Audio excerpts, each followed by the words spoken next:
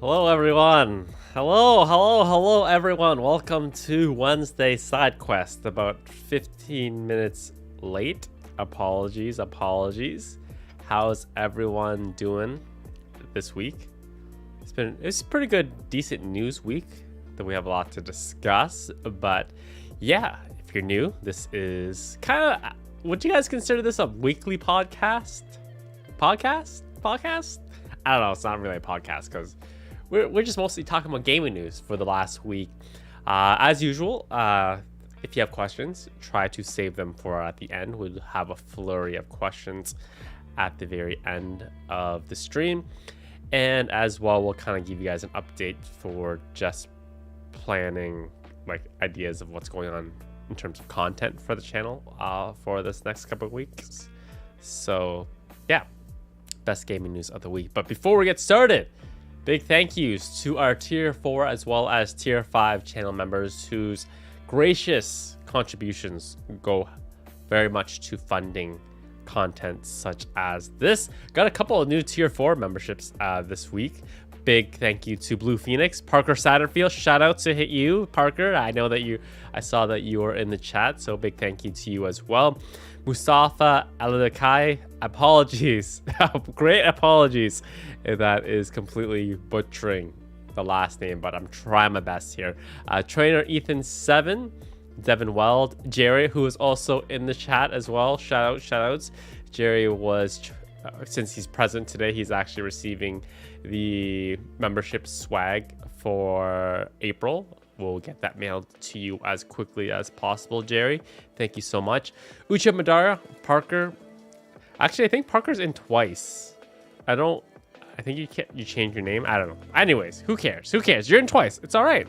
Parker, K. Robert, Z Shadow Dragons, Oscar Young. Then we also have on the second page Brax Miles, Phantom Manager, Mike Osborne, Kat the Queen, CJ Turner, Dina, Positive Sarcasm, Fast Vlogs, as well as Austin. So a huge thank you to our Tier 4 as well as Tier 5 channel members. As always, if you guys want more information on channel memberships and what you can get with your channel memberships and you want to directly support the channel, as well enjoy an ad-free viewing experience on YouTube, you check out the link in the description to learn more about channel memberships. But yeah, that's pretty much it for the introductions. Let's get right into the news, the white meat, the reason why you guys here. We'll start off with the new games coming to Game Pass. Game Pass is just constantly in the news this week, these last couple weeks, but we have some new games coming soon to Game Pass. We got Dragon Age 2, kind of a weird choice. Why would you do Dragon Age 2? Why don't you go straight to Dragon Age Inquisition? But I guess we could say the same thing about Plants vs. Zombies Garden Warfare. Why wouldn't you guys offer the latest one? But we also have Star Wars Squadrons. That is kind of like it was actually pretty fun. I played it on the channel a lot when it was released. It was a game where you got to fly some of the most iconic vessels in the Star Wars universe. So yeah, anyways, so if you guys want to check out Star Wars Squadrons, you can check that out. We also have Cricket 2022. Probably the biggest game coming to Game Pass this month is MLB The Show 2022. I know it is a sports game, but there are a lot of people who enjoy sports games, and it is a game. It's a pretty big one that comes out in terms of sports this year, and it literally just came out this week. So you get some real value for that if you enjoy MLB The Show. It is pretty much a launch day exclusive. Launch day availability, sorry. Next we have Chinatown Detective Agency. Never heard of this game. Life is Strange True Colors. It was quite an enjoyable game to play. It's kind of, I feel like that studio is kind of like in the place of where Telltale was, basically. So Telltale, obviously the makers of the Walking Dead series, they came out of the gates really strong. Telltale's original Walking Dead actually won Game of the Year when it was released, but the studio kind of like hit like a ditch, not a ditch. It kind of like basically was kind of stuck for a while doing things. Try to do a bunch of projects that were really high profile, Batman, Marvel, Avengers style. And I'm kind of worried about the studio who makes Life is Strange. Nod. So I'm wondering if they should try to evolve a little bit in terms of what they're making. They just can't. You just can't keep making Life is Strange. I'm sorry. You just can't keep making Life is Strange. You got to see. Basically try to expand what the studio can make. But anyways, Lost in Random, and then as well as some other games that I've never heard before. We'll scroll down to here. We'll get the official names. Oh, we also have a Leaving Soon Game Pass. MLB The Show 2021, Long Dark Pathway, as well as Rain on Your Parade. So yeah, that is with coming to Game Pass this month. Next up, we also, just sticking on the Game Pass news, Microsoft is really doubling down. Microsoft is really doubling down on kind of like just making it very apparent what a good deal Game Pass is, because fresh off the I would say the PlayStation news with their premium service was a little bit disappointing. So they're introducing a family plan with Game Pass, which even brings even more value to the Microsoft Game Pass system. I find this kind of weird, because how is Microsoft making money? Like, how is Microsoft making money with Game Pass? The real answer is probably they're not making a ton of money. Just putting that out there. But so soon you'll be able to add up to 5 additional users to a Game Pass system, according to what I've read thus far. 5 extra users on a Game Pass account, which is absolutely insanity. It's crazy. I find this is kind of also counterintuitive of what Netflix is doing, because Netflix is going in the exact opposite direction.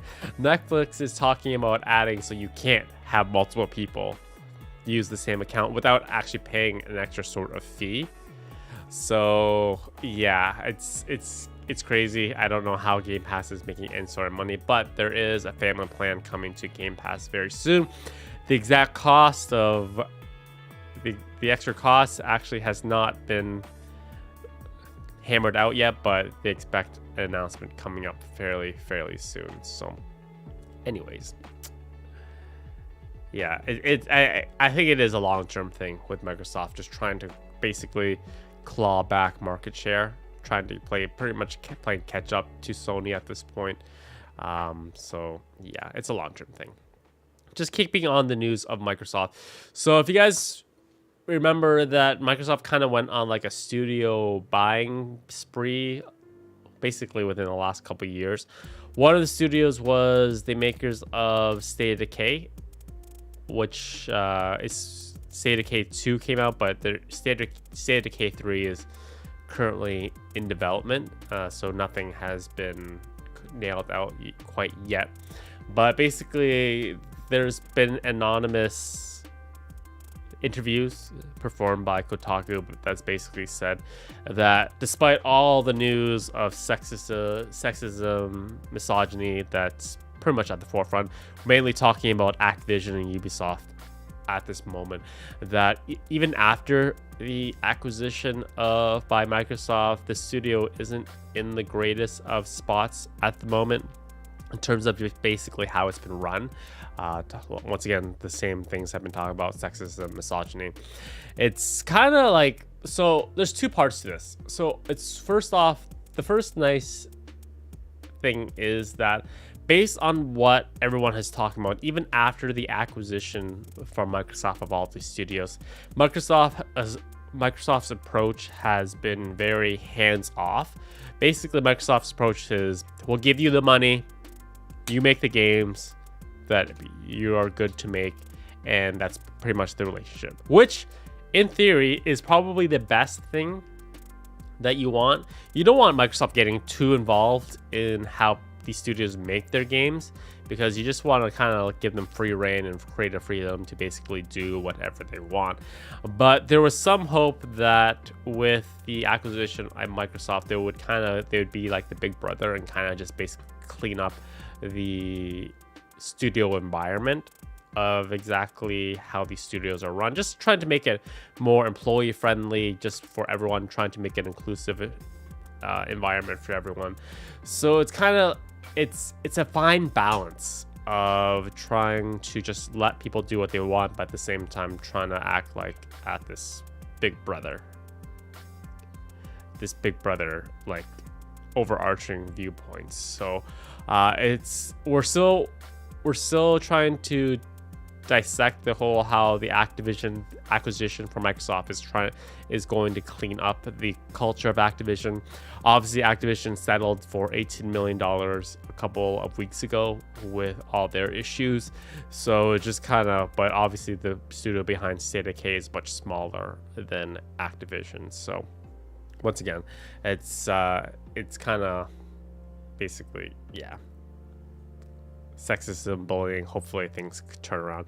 I feel like the video game industry is it's at like this really important like turning point of trying to empower and trying to reward the people who are actually making the games, because with basically since the beginning of time, I feel like I know the industry is not going to really want this, but we're gonna get unions. All these employees are eventually going to be unionized. It's just moving into that direction, because with crunch and the demanding hours asked of these employees, as well as these huge bonuses that are paid to these executives. I think that the video game industry it's reaching a renaissance period where the people actually making the games are going to be having a bigger say in the industry. So yeah, that's pretty much it. Especially when you talk about the CD Projekt Red thing, where the game was an absolute disaster when it launched, but the executive board of CD Projekt Red still made out like bandits, and the actual people making the games, as well as people who are working PR, pretty much were putting out the fires for pretty much the entire launch of the game post. Yeah, it's coming. It's just gonna coming. It's like it's coming. Unions are gonna be more. Maybe the only exception I would think is Japan. Probably not, because Japan is just, it's not gonna happen for Nintendo. But all Western games, Western studios, eventually I think they're going to move into a union type system. Nintendo will burn before they actually allow unions inside their studios. But yeah, anyways, the good old Nintendo, they're several decades behind in terms of worker rights. Anyways, so sticking on the topic of CD Projekt Red, this is a nice segue. That CD Projekt Red confirms that The Witcher 4, working title, not the official title, is going to be ran on Unreal 5, which is probably, it goes back into our conversations of CD Projekt Red, The Witcher. So I pretty much have nailed the stake in the ground that The Witcher will launch fantastically. It was my same hypothesis of how the next Mass Effect game is going to be really good, just based out of necessity, because both BioWare as well as CD Projekt Red, based on the rocky launches of their last few games, they really need a win, and it's pretty much guaranteed. So Cyberpunk was ran on their own in-house engine, and we know how well that went with the launch of that game. So they're basically trying to make the development process as easy as they possibly can, and the easiest way is just to use a really easy engine that is industry standard and easy to work with, and it doesn't get much easier than Unreal 5. So yeah, so that, I think this gives you guys like a little bit of a hint that in terms of technical capabilities, that the next Witcher game is going to run pretty smoothly, because it's going to be running on Unreal 5. And that brings us to one of the headlines of this week is that also the next Tomb Raider is going to be being ran on Unreal 5. So the next Tomb Raider, once again, it's going to run on Unreal 5 as well. Not going to be an in-house engine. And probably the most important thing is that Crystal Dynamics is going to be returning to leading its development. So if you guys remember that the last Tomb Raider, which was probably one of the most critically received Tomb Raiders that came out, it was kind of to finish off the Lara Croft quote unquote trilogy for its reboot. But that game was actually not developed by Crystal Dynamics, because during that time Crystal Dynamics was working on the Marvel's Avengers game, which was pretty much in Square Enix's eyes a complete flop in terms of how much they invested into that game and what the sales were. They basically tried to create Destiny, but with Marvel's Avengers, which Marvel's Avengers is such a strong brand, but there's just not that much time for people to invest in a game like that. I think that it just flopped because first off, the microtransactions were kind of somewhat egregious. The microtransactions for Marvel's Avengers was somewhat egregious from what I remember, from what I heard, and people just don't have that much time to play those types of games. So, but that means that Crystal Dynamics, the people who were in charge of the reboot for the franchise, the A-Team, basically. The A-Team. It's kind of like how the last Mass Effect game, Mass Effect Andromeda, was not made by BioWare's A-Team. It was made by like the F-Team, which was behind Mass Effect Andromeda.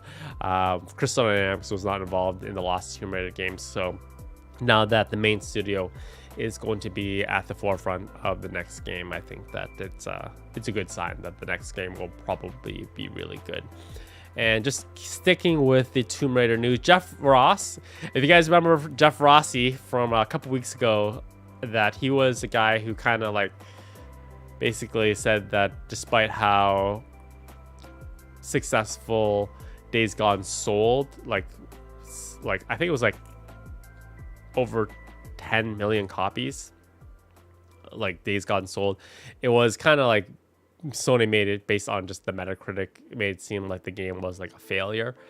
Jeff Ross, who basically kind of was critical on that, who is the creative designer of Days Gone, he's moved into Crystal Dynamics to work on the next Tomb Raider games. So he's found a new home. Probably, I'm willing to bet he probably wasn't going to get another job with Sony at that point, after being so openly critical of how Sony handled the franchise. I can almost guarantee you he's probably like you're kind of like blackballing yourself to ever work with Sony again after you're so openly critical with their company decisions of what franchises are going to continue, what are not going to continue. He probably kind of dug himself into a hole, but the writing was on the wall pretty much anyways that he wasn't going to work on another Sony IP. So it's a nice change that he's found another place to work at Crystal Dynamics, working on the next Tomb Raider game. So yeah. So the biggest news probably for this week is that E3 2022 officially has been canceled, which is not surprising because last year's physical event was canceled. It was an all digital event, which didn't really go that well. I was listening to several podcasts of people talking about the event, and that people were basically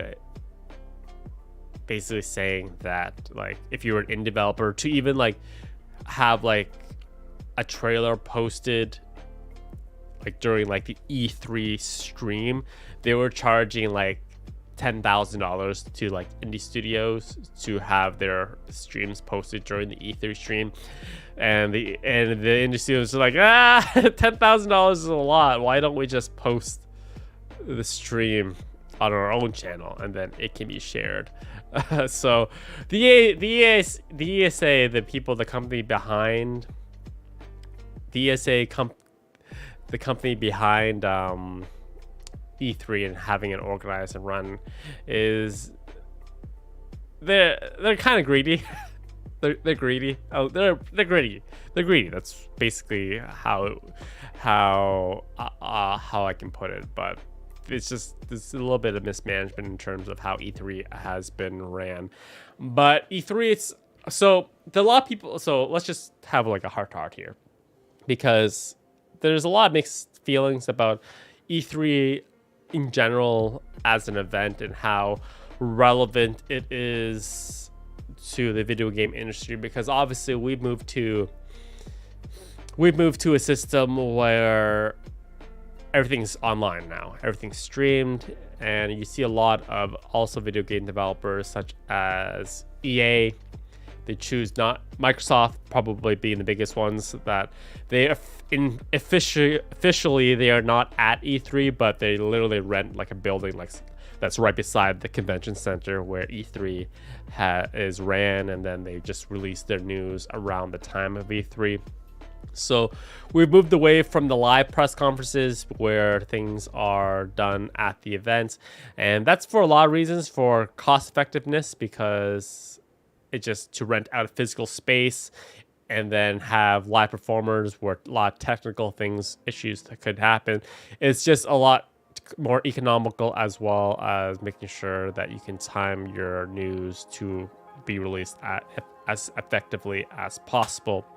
But I think that E3 is still a relevant because if you think about what other options are there for the video game industry in terms of a period of time of releasing a lot of video game news where basically everyone in the video game industry comes together to one event. There really isn't anything like it. You have Tokyo Game Show, which focuses more on Japanese developers.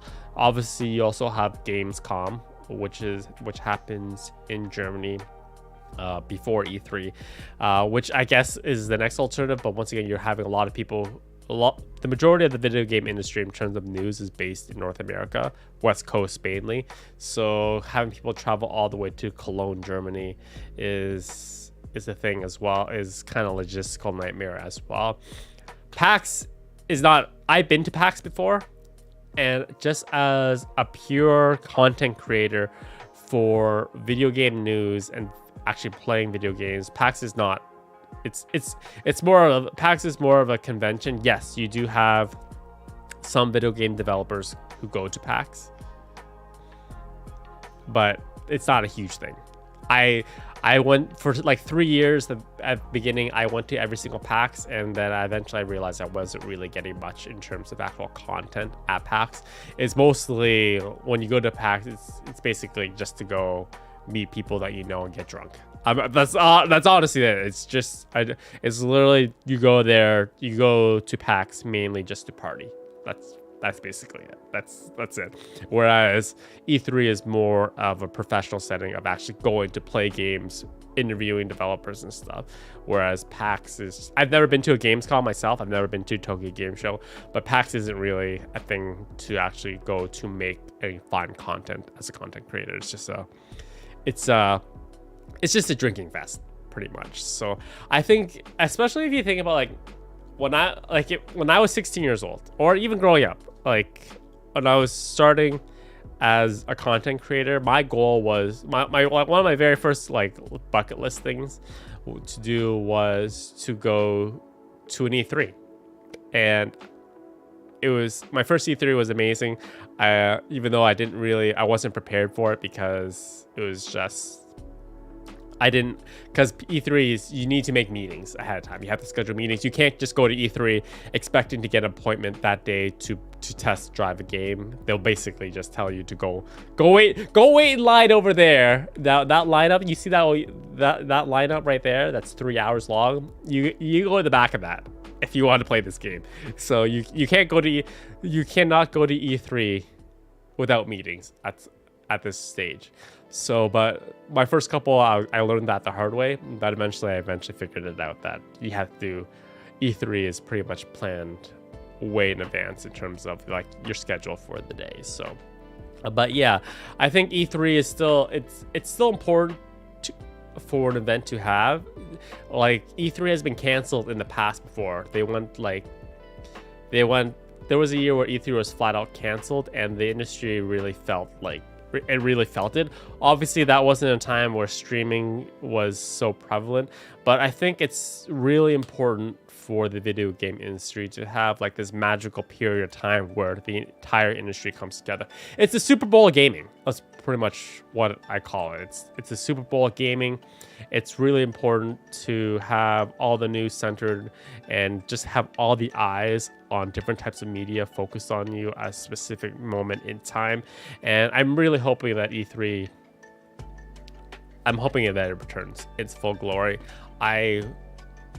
Despite how expensive it is to go and rent a place down in LA to book a flight, I do really get there's a lot of benefit of it as a content creator, of meeting the developers, letting them know that you're interested in their game, test driving the game early. Like when I go to E3, like in terms of like the content that I produce and the content that I get out of it versus the amount of investment that I need to go hotel, it's pretty much break even in terms of like the content I get out of it, in terms of what I make with the content I get at E3 is pretty much break even at that point. But it's still important to maintain those relationships with video game developers, and just it's also nice to meet the people who are making the games. But I feel like the ESA just needs to clean up exactly how E3 is ran, and like charging $10,000 to an indie developer just to have your live stream posted during the E3 live stream isn't the greatest call, but they just have to, I think there are realistic things that they can do just to make E3 a little bit better. Yeah, just be a little greedy. But that being said, like even though we're not getting E3, they still have Summer Games Fest. Summer Games Fest is Jeff Keighley's thing that he runs. Jeff Keighley he's pretty much like the face of the video game industry. Obviously, he has the award show as well at the end of the year with the game awards. But he also has Summer Games Fest, I think, which debuted last year. There were a couple of tidbits that were pulled out of Summer Games Fest last year. I think they posted a trailer of Elden Ring at that time, but this is pretty much gonna be our substitute for Games Fest this year. So yeah, that's pretty much it. If you will look forward to hearing more about Summer Games Fest coming up in the near future. So yeah, that's pretty much it for your news for this week. We'll take questions as I kind of talk to you guys about the overall things that are happening with the channel this week. So we started the Lego Skywalker series. I'm going to be probably finishing that up tomorrow. In terms of series, I'll probably edit it, give you guys extra videos with cutscenes and like character specific cutscenes, just because that is the reality of YouTube these days. I have to try to get more videos out of the games that I play, so I'll try to do like more highlight type videos. So that's the continuation and conclusion of Lego Skywalker series will be today and tomorrow. There will be an Elden Ring stream tonight. Probably around, it'll be later in the evening because I got some other plans today.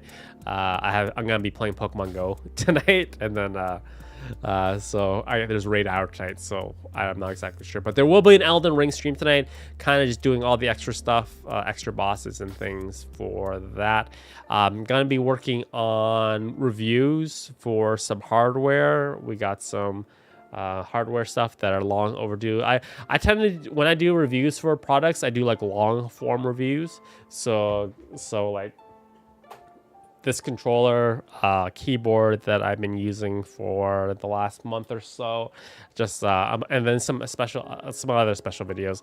Also have my channel update video for April that I'm going to be shooting as well, just to kind of give you guys an update on like the state of the channel, kind of like my state of play in terms of what's working for the channel, what's not working for the channel, and just general plans upcoming for the future. And then in terms of games past Lego and like new series, I'm not exactly sure. There's a couple of things coming out. I apparently like The Force Unleashed is coming out on Nintendo Switch. I never played the original Force Unleashed game. Star Wars Force Unleashed is coming out on like April 20th. But apparently it was kind of like a cult classic that a lot of people did enjoy. So I might check that out. I'm going to continue eventually playing eventually I'm going to jump into streams of Mass Effect 2. Just because I've been kind of jonesing to replay that game as well, so I'm kind of excited for live streams of that. Continue streaming Genshin when I can. There will be the occasional Genshin stream once in a while. So yeah, that's pretty much the outline of what's coming up in the next couple of weeks. So let's take these questions that people have. So, am I playing Tiny Tina's Wonderland? No. I honestly, I just can't. It's kind of like a balance thing where I don't think that the views will be there to play Tiny Tina's Wonderland. You'll notice that like not a lot of people are playing that game overall, just because I think everyone recognizes that there's a little bit of Borderlands fatigue. And honestly, my last Borderlands 3 series didn't do that greatly. So I can only assume like a non-official sequel to the Borderlands franchise would just do absolutely terrible. So probably not. It's just the reality. It's honestly, it's the reality of being a content creator right now, especially with all the changes to the YouTube algorithm system, that I can't play everything. I kind of have to pick and choose why I think it's gonna be successful. Yeah. So moving on. Next question from Parker. Am I excited about the new Tomb Raider? As crazy as it sounds, I think they should reboot the reboot. I think they need to reboot the reboot, because the first two in the reboot were really good, and this may be biased because the third one just fell so flat. But I think they just reboot it again and just like change up the formula on exactly how the game is played, just because it's just nice to change things. It's just nice to change, and there's only so many times you can go back to the well in terms of like how a game plays. So I'm not excited. I'm excited that the original studio behind it is back on track of making its development, but I'm not exactly excited for it, to be honest with you. It's gonna be a good. It's in terms of a review score, I think like it'll be like an 8 out of 10 game, but I don't think it's gonna like blow my mind. I don't think I'm gonna be like really into it, but it's gonna be like it's basically gonna be like a Far Cry game. It's gonna be 8 out of 10 game. You know what you're gonna get, and if you come in and unless they completely revamp it, yeah, it's whatever. Uncharted Lost Legacy, I don't know. It'll definitely be after Mass Effect. It's not gonna happen anytime soon. Maybe eventually. Maybe like if there's like an Uncharted game, like I don't know. To be honest, in terms of like short answers, I don't know. Far Cry DLC, no, I'm not gonna be checking out Far Cry DLC.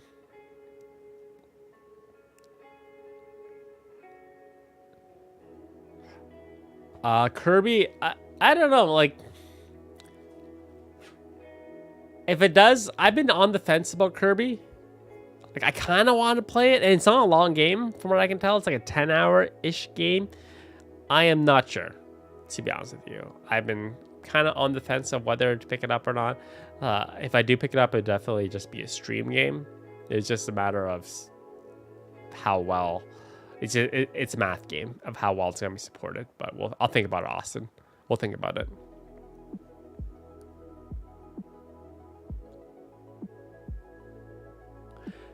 I didn't enjoy. Like Shadow of the Tomb Raider was like an 8 out of 10 game. It was okay. It was fun, but it wasn't. I didn't feel the love. Like I didn't feel like they were overly ambitious with the last two Shadow of the Tomb Raider game. It was just kind of rinse and repeat. It wasn't innovative in any sort of way, and it's what you expected because Crystal Dynamics wasn't behind its development. So, yeah. Anyways, that's pretty much it. Oh, also I have to do a review for. I have to eventually work on my review for what's it called. I got Elden Ring, which is, and then as well as Ghostwire Tokyo. So those reviews will. I haven't written the script for them yet, but I will get. I guess priority would be for Ghostwire Tokyo. We're gonna be experimenting with a little bit different format than what we've been doing for the last couple of reviews, and it's gonna be more like a casual, like this, the kind of like basically what I'm doing now, talking in front of a microphone, and yeah. And then sprinkled in with some gameplay as well. Some Games Fest, I'm hoping that we're gonna like my ideal like we get gameplay from Breath of the Wild. We get Breath of the Wild's official name. How don't we have the official name for Breath of the Wild yet? The only reason why I think that the Breath of the Wild we don't have the official name for yet is that the subtitle for it must contain some sort of spoiler that they're just trying to hold off and not telling us what it is yet. So like if it was like, let's just say, I don't know, if it was Breath of the Wild Ocarina of Time, just because I'm bad at thinking about this now, the subtitle would be an obvious spoiler because then everyone will know that there's some sort of time travel element. That's the only reason why I can think of why they haven't given us an official title for Breath of the Wild, that there must be some sort of spoiler attached to it. So yeah, hopefully we'll get some gameplay for Breath of the Wild. I would love to see something from the new Mass Effect, which would be fantastic. Anything from the next Mass Effect I would be all down for. Yeah, that's what. But other than that, I very rarely get excited for video game trailers. I don't know. I think I've been just doing this thing so long that I can't. There's just very little that gets me too excited anymore about video games. Like the only thing that would like absolutely blow me away, like absolutely blow my mind, is if there was some sort of new Metal Gear in development, and like somehow like Kojima mended fences with Konami or something like that. I think that would be like peak mind blown moment if there was another Metal Gear game coming out and like David Hayter was back, Kojima's back. And it would never happen unless Sony actually bought Konami. But yeah, anyways, so that's pretty much. I find it difficult to get too excited about things, because if you get too excited about things, it just leads to disappointment. But yeah, anyways, ladies and gentlemen, that is it for Side Quest for this week. Thank you guys for coming. It was a long one this week. It was a long one. It was a nice little chat with you guys. We'll be back next week, next Wednesday around 3 p.m. Look forward to all the videos and content. As always, thank you guys so much for your support. Thank you to all the members that are here, as well as ones that I see in the chat.